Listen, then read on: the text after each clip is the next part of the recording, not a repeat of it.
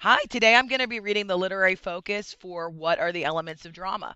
When we were young, we all loved to dress up in costumes and outfits, say as cowboys or as Darth Vader from Star Wars, or as Dorothy from The Wizard of Oz. We sang and danced or defeated the bad guys. We were the characters, the heroes, and villains. Drama, acting, or simply reading characters' words, allows us to step into characters' shoes and act like them. As we read, we can visualize what they're doing, thinking, and feeling because we can hear their words as we interpret their emotions. Drama, a story to be performed.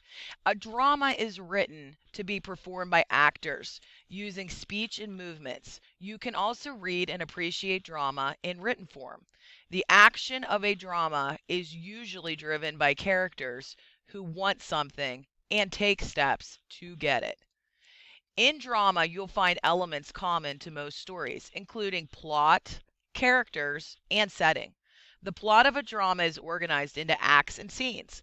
The related events that take place in a drama are separated into acts. Most plays have two or three acts, but there are many variations. Within an act, there are shorter sections called scenes. A play can have any number of scenes. One of the playwright's tasks is to introduce us to characters and setting. In some old fashioned plays, the introduction is delivered by a character. For example, a maid speaking on the phone. Mr. and Mrs. Jones are not home, she might say. Mrs. Jones has gone away with her daughter, Daphne, and Mr. Jones has gone to stay at the hotel. Thus we learn that all is not well in the Jones family. Structure of a drama. The plot of a drama features a conflict, which is the struggle between opposing forces. A clash between the characters are an outside force is an eternal external conflict. A struggle that takes place inside a character's mind is an internal conflict. As the characters struggle with conflicts, most problems or complications arise. This is what is meant by the saying, the plot thickens. The climax is the most exciting part of the play. It's the moment near the end when the tension is at its peak because the conflict must be resolved. Then, in the resolution, the major problems are more or less worked out. The dramatic questions posed at the beginning of the play are answered. Yes, Mr. and Mrs. Jones just got back together. Dialogue. A fiction writer tells a story mainly through narration and usually some description and talk between characters. A drama writer tells his or her story primarily through dialogue. Dialogue is conversation between two or more characters.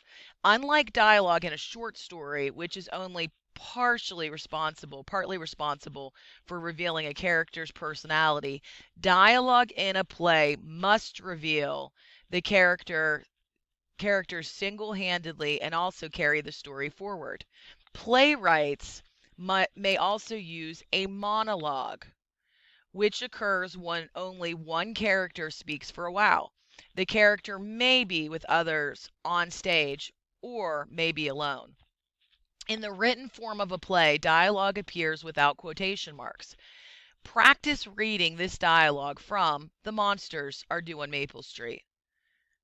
Mrs. Brand, from her porch. Steve, what was that?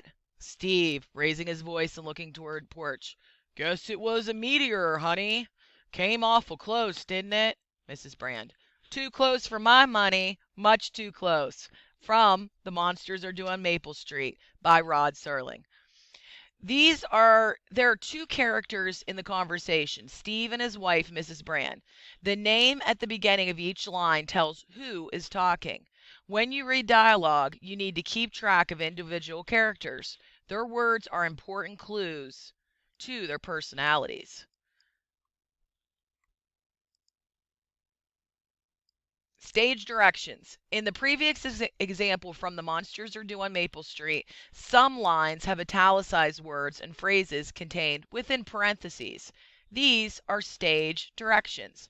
They are not meant to be spoken aloud.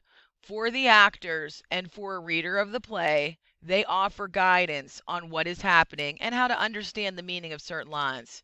Mary, yes, I agree with you. She really doesn't. As a reader, the stage directions, she really doesn't, helps you understand Mary's feelings as well as events that may occur later in the play. An actor delivering this line would show that Mary doesn't mean what she says. The actor might pause before speaking or move in a way that shows she is not sincere. When you read a play, be alert to the stage directions. When you watch a play, pay attention to the action and to specific actors' movements. These are important elements of drama that convey meaning. Your turn. Analyze elements of drama. Imagine you are acting in a play. Explain how you would know which dialogue is yours and how you should speak your lines.